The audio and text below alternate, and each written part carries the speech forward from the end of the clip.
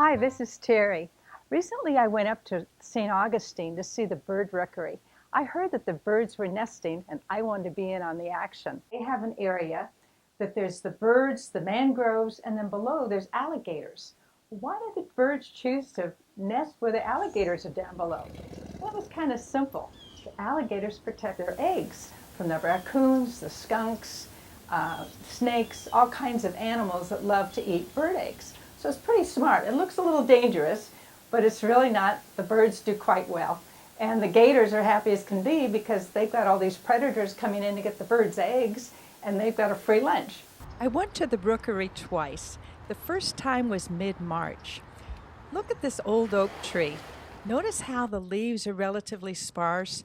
The birds are busy building their nests and relatively quiet. The second visit was just 6 weeks later, May 1st. Look how the oak tree is completely filled out. It's all green now. But the Rookery is mass chaos. The snowy chicks have started to hatch. The Woodstork chicks are screaming constantly. The great egret chicks are pretty big, and the smaller species have arrived. In the Rookery, one of the first birds that I saw was the great white egret. That's the one with the long yellow beak. Has long stork-like legs. When they fly, their neck kind of goes in an S shape. And they cruise. Their wingspan is several feet across. It's a very, very large bird. These two white egrets are fighting over nest space. See how they kick and they jab with their bill? This is serious stuff. This is a young juvenile. He's looking pretty good, looking around, but watch as a gust of wind catches him. He almost falls off the branch.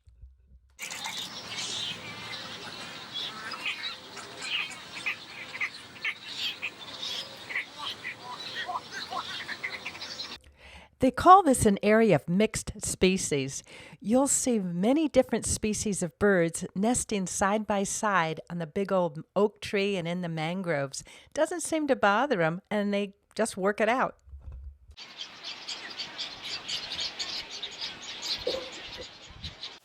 What's kind of cool about the great white egret is the males come in. The first thing you do is they build a platform. They bring in all the sticks, and they start building the nest in the hopes that a female will come by, see what a great nest builder they are, and they'll consent to mate with them. Also, the great white egret goes into kind of a dance. He does a swooping dance. And then he has a green spot during the breeding season that goes on his forehead. I guess the female egrets like to see that green spot. Then he gets these long, long plumes out the back that's very pretty, and they do a wonderful display showing off how special they are. First is great nest builders, and second is looking kind of handsome. These birds, the egrets, they mate for the season, which means through the nesting season they stay with the same female that they chose. The next nesting season they might pick someone else, or the female will pick someone else. So they're monogamous just for the season. The female lays between 1 and 6 eggs, and it takes about 27, 28 days for the eggs to hatch. And then it takes another month for the birds to mature enough to go out and fend for themselves. But the neat thing about the great white egret is the juveniles that leave the nest and go out and they can forage for their own food, they're always welcome to come back to the nest, and mom and dad will always have a fish for them or something to give them. It's kind of like our teenagers today. They leave, but they can always come back home.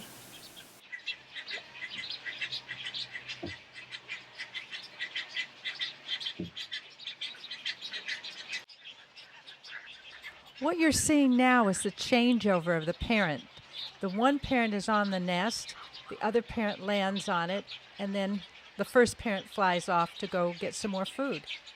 These birds are very hungry.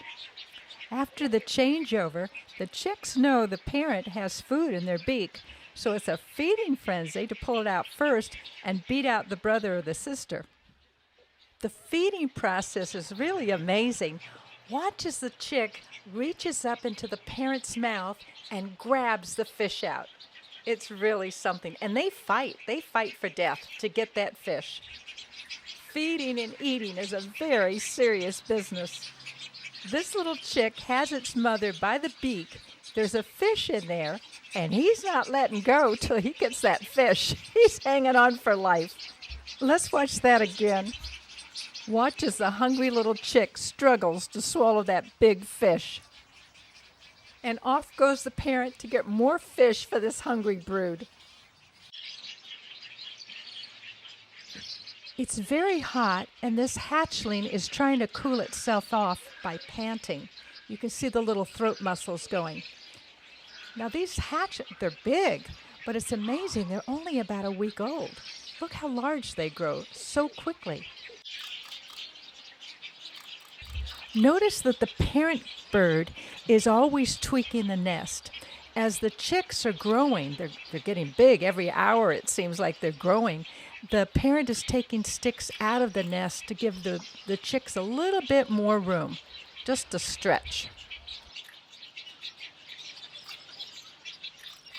Now this parent has been playing with this stick for a long time. I'm just not sure what she's going to do with it, if she wants to toss it over the side or make it as an expansion joint to make that nest a little bit larger. But she puts it to one side and to the other side. It's kind of a riot to watch them.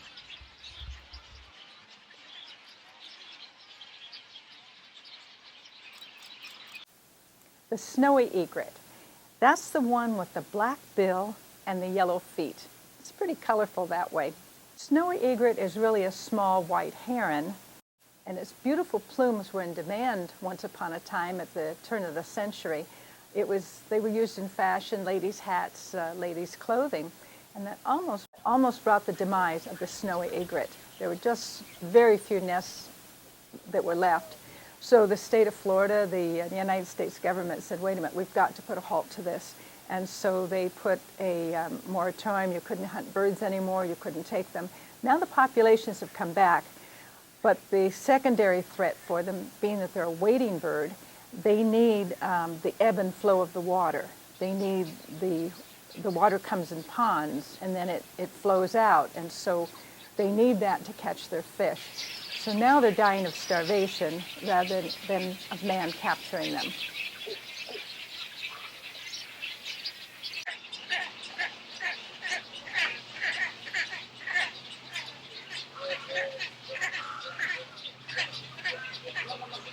This snowy egret is taking a stretch and preening. But notice the 3 little blue eggs. They're so colorful and beautiful for this species.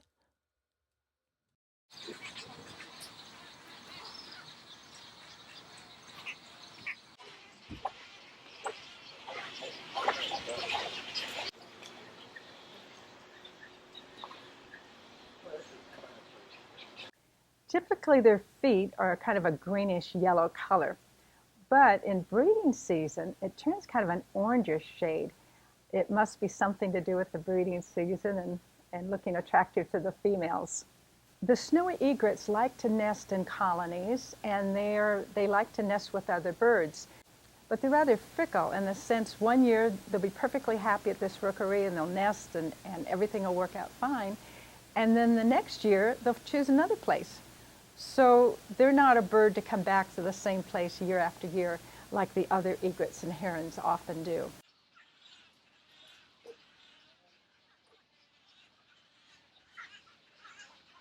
It's very unusual and almost funny about the snowy egrets is that a mating pair cannot recognize each other except at the nest, and then the returning egret performs a greeting ritual to avoid being attacked by the other one.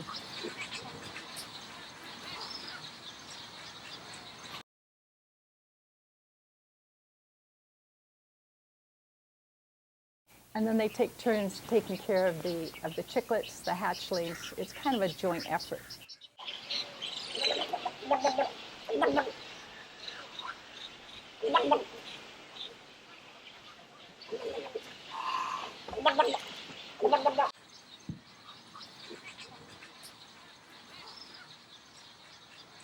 The snowy egret, when he feeds, it's a shorebird, so they like to go in the fresh water, the swamps and the shallow water, and they have those big yellow feet, and they kind of push the mud, and they'll push up the little fish, and then they take their bill and they're trying to eat the crustaceans, the fish.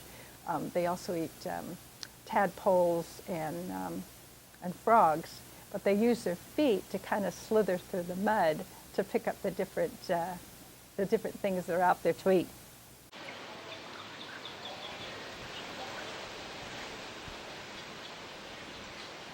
The oldest snowy egret of record was 18 years.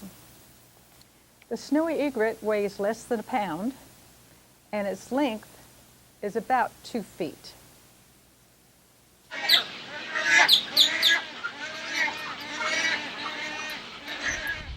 The tri-colored heron. That's a beautiful bird. It was once called the Louisiana heron. The tri-colored heron is very sociable. It loves to breed with other herons and other species of birds.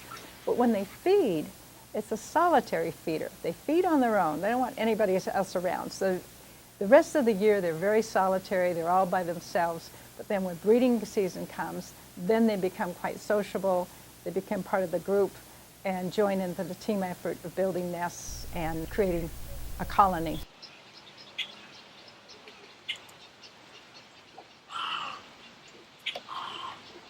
These two tricolor herons are in the process of building a nest. But if you look in the background, you'll see other birds, other tricolors, different species. They're quite happy having neighbors and creating a colony of birds in the tree. They're very sociable when they're nesting. The tri-colored heron also, during the breeding season, they have a long plume and on their head and neck, and then around the neck it's kind of a buff color. It's kind of pretty, the contrast, because of the dark color of the heron, and then they get that pale tan with the black and the white. It's a very attractive bird. It's very dramatic, very striking.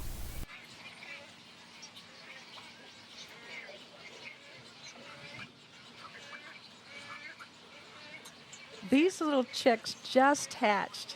There's 3 of them that are visible, but there's a 4th one that's still in the shell. They're like little bobbleheads. They keep popping up and popping down. They're so cute and so funny to watch, and noisy too.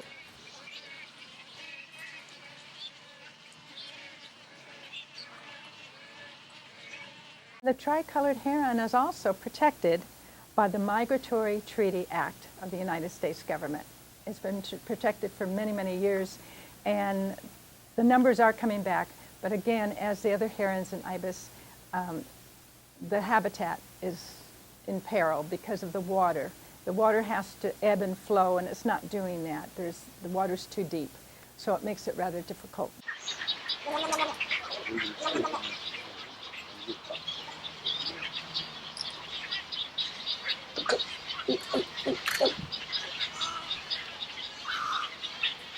The 4th little chick finally hatched, but watch as the mother heron.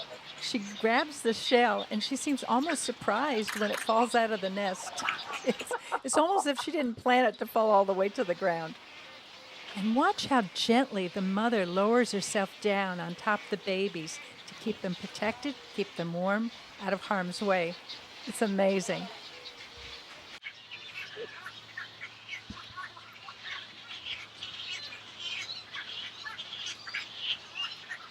These little hatchlings are so precious, yet so very fragile.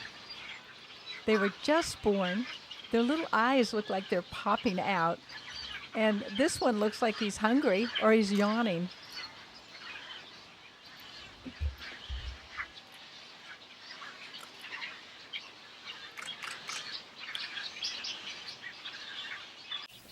The Woodstork. Now that Woodstork is the only stork in the United States that breeds. It's our stork. The interesting thing about the Woodstork, they totally depend on the ebb and flow of the water of the dry season. What happens is when the water dries up, it creates little pools, and then these little fish, minnows, whatever they eat, get caught in those pools, and that makes it very easy for them to feed. If the water's too deep, then they have to go too far and they have to spend too much time looking for fish and not taking care of their babies. A wood stork during the season can eat 400 pounds of fish. That's a lot of fish. So if they don't have these little pools of water, they've got a problem. One of the Woodstork parents brought some fish back to the nest. Now this parent is slowly eating these fish, then she'll regurgitate them back so the baby can eat. And another one, did you see it? Right here, you can see where the mother Woodstork has her beak deep into the nest, right where the little babies are, and she's giving back the food, the fish that she just ate. So she's just very patient, and she's holding her bill very, very still so the babies can eat. While I was watching, I noticed there were about 6 fish in the nest. I was surprised there were so many fish, and one by one she ate them and then fed them back to her babies. It was truly amazing.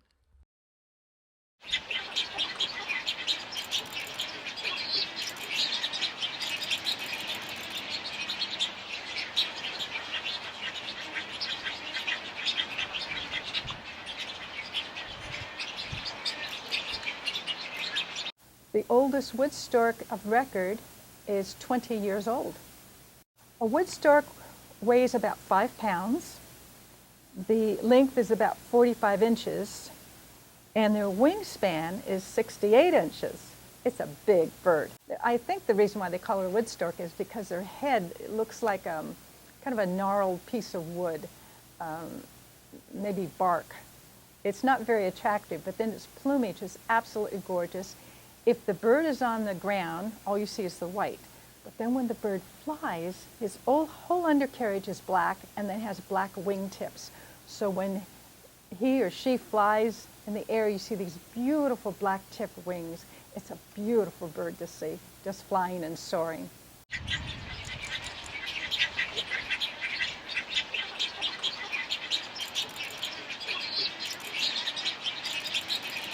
The interesting characteristic about storks is they have a very poorly developed vocal gland, which has made them basically mute. But they can produce sounds by snapping their strong bills. If you listen closely, you can hear it.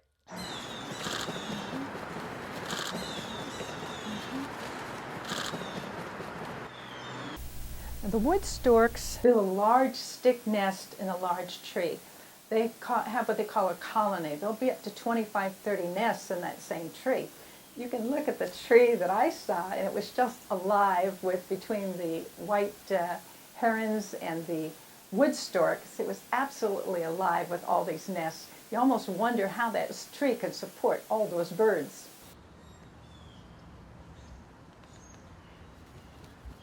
The female wood stork lays about 3 to 5 eggs, and they're incubated by both the male and the female for right around a month, from 27 to 32 days. It's right around a month, the incubation period. The chicks are only 2 ounces when they're born, and they eat 15 times a day. That's a lot of feeding. Those poor mom and dad are going back and forth all the time, and you can see them back and forth to get food for the chicks. When the weather is very warm, as it often is, the parents will go out and they'll get some water, and then they bring it back to the nest, and then they'll just kind of spray it or drool it over the chicks to keep them cool. When the chicks are about 4 weeks old, both the parents go out and forage for food. Before that, there's always one parent with the chick. But at 4 weeks, then the chicks are big enough maybe to start doing it themselves, so both parents can go out looking because they need more food. At that time, the chicks are big. They're eating 15 times a day. They're huge birds, and they consume a lot of food. If only one chick survives out of the 5, the nest is considered a successful nest, and that's about average. Sometimes none of them survive. A lot of it's due to starvation because they eat so much. The food source is just dwindling. There's not as much fish for them. I guess lots of different reasons. Also, you've got the hawks coming over to eat them. You've got raccoons, snakes, skunks, all different animals that, that's lunch for them. So that's another reason why the wood storks like to nest where there's alligators down below. It's kind of a protection. It serves a dual purpose because there's a food source for the alligators. All these predators come in, so they're happy as can be. And then the birds feel a little bit safer with those gators down below. An adult wood stork has very few predators. I don't think there's really any. But the chicks, they've got a lot of predators. That's probably why only 1 in 5 survive.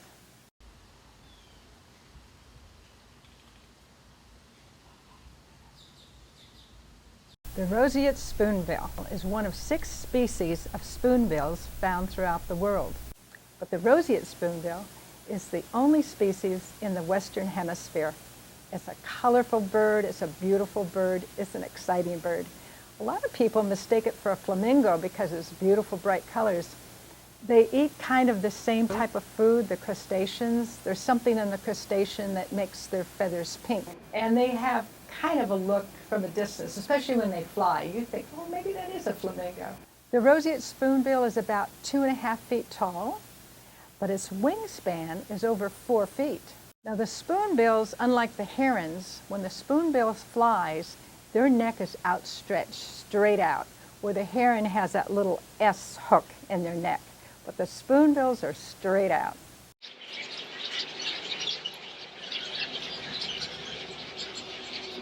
Spoonbill has a distinct pink plumage and what they call a spatulated bill, meaning his bill kind of looks like a spoon. That's why they call it the spoonbill. You notice the spoonbill, its eyes are red and its legs are red.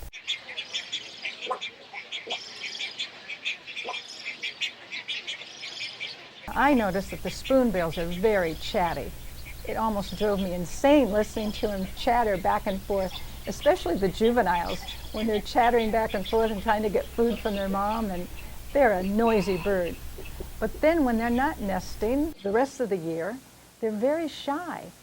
And they say that a whole colony of spoonbills, for no apparent reason, will just fly off and never return. They get spooked by something and off they go. But during nesting and breeding season, it doesn't seem to bother them. Even when humans get near, that doesn't bother them either. So it's kind of strange. They have 2 different personalities. They're chatty, gregarious, all during nesting season. And then the rest of the year, they're very quiet and very shy. The spoonbill, the way they feed, that's kind of cool. Where the heron, you know, with the long beak, that'll stab its food.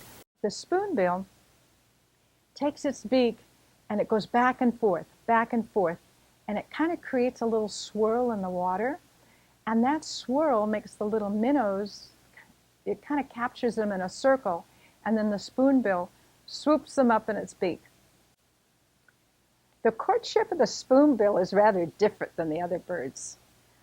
What they do is that the male and female look at each other. Well, immediately they don't like each other. It's like, I don't like you, you don't like me. So they start sparring. You know, they're yakking back and forth. And then the next thing you know, they'll perch next together. So they'll sit kind of close to each other and kind of, they're eyeing one another. So they're quieted down a bit. Then they'll give each other a present. They'll go and get a stick, and they'll give each other a stick, kind of like a peace offering. The last thing, when everything is said and done, they cross their bills. It's almost like a kiss. They'll take their 2 bills and cross them from one to the other, like, okay, I'm with you. You're okay, you passed my test.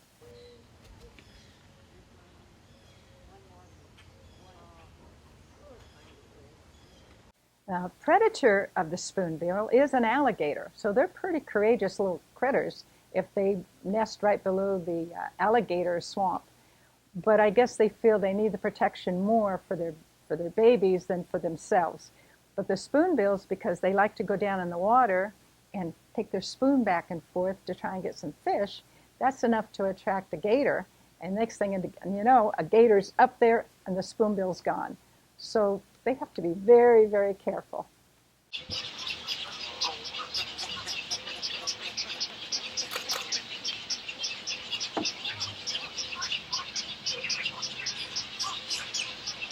The female's the one who makes the nest, And then the male goes and brings the sticks, brings all the building materials to the female, and she's the one who makes it. It usually lays from 2 to 5 eggs, and it's kind of a whitish brown in color. You'd never guess the beautiful pink that's going to emerge from that. The parents of the chicks, they'll go and they'll feed, then they come back to the nest, and then they do what they call a regurgitation of whatever they ate, spit it out, and then the chicks will eat that. I guess they can digest it better until they get a little bit older. But it's quite a process, because you'll see the bird there, and they'll be burping up the food, and then the little chicks are clamoring to get it. I was lucky enough to see some juveniles. I think they were about 2.5, 3 weeks old, so they were getting close to leaving the nest, like right in the middle of the cycle. They were chatty as can be, hungry all the time, and they stayed really close together. Thinking about a spoonbill from a distance, they're absolutely gorgeous. And then when you see them up close, they're kind of bizarre looking. It's a strange looking bird. But the color, I got a picture of one.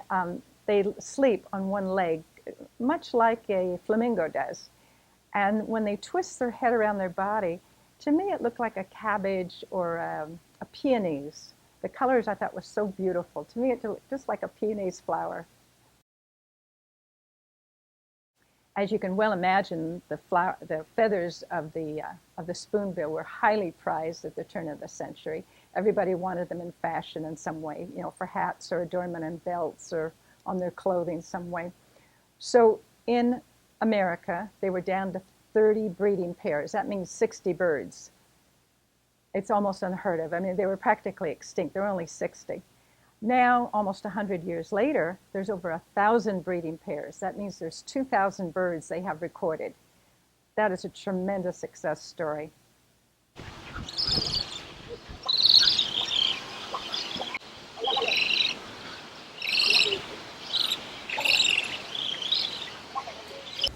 Well, lastly, we can't leave the bird rookery without talking about the gators. The gators are part of the cycle that make this whole thing happen. I don't think the birds would be there without the gators. And maybe the gators wouldn't be there without the birds. I don't know. But the gators have this unusual breeding that they do. They'll slap their head down on the water to attract the females. A gator thinks that makes them big and powerful when they slap their head down, that attracts the ladies. Also, they have a dance. Come up out of the water, and they have this big goiter-like thing that comes out of their neck, and they make a howling noise. And the louder, the more boisterous they are, it seems like the females tend to attract them. So I caught some in a row. You see them, and it's like a bunch of teenage boys, like, look at me, look at me, look at me. And they're all dancing on the shore. It was I didn't notice the females turning a glance at them, they were just kind of ignoring them. But these male gators were just up there, rubbing each other out of the way for their spot to try and get the girls' attention. After they do get the girls' attention, the two of them will swim together for a while, and then they'll start blowing bubbles, and you'll see little bubbles come up through the water. I kept looking for the bubbles. I didn't see any bubbles. And a gator, I was surprised to learn, will live 80 years. So I hope you enjoyed my adventures in nature. I hope you enjoyed the birds of Florida. I think they're fascinating. You have to have a lot of patience when you film or photograph birds. Most of the time they're preening. In fact, if they're not preening, they're eating or they're sleeping. Seems like those are the three activities. Preening is important because it keeps their feathers, there's an oil that their skin secretes, and they keep pushing and pushing this oil so that makes the feathers look better, make them well groomed so that it attracts the male and females. That's important. But also it keeps the bugs out, it keeps the waterproofing.